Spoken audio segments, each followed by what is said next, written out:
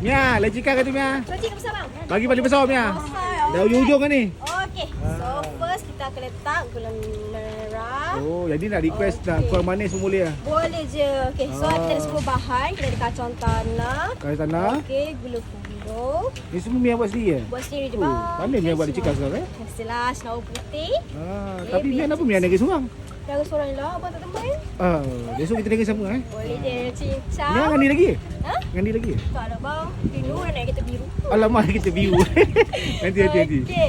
Ini Bali. Ah. Macam ni besar pinggit Mia? Besar ni RM8. Kalau belah kiri abang tu 6. Yang tengah-tengah tu 8 ni RM10. paling besar 10. Baik. Okey, ni buah gambo dengan kurma merah. Kurma merah. Okey. RM8 Mia? RM8 je bang. Tapi Mia start berapa Mia?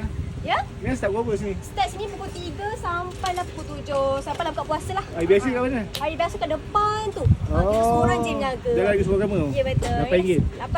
Mia nice. Terima kasih. Sama.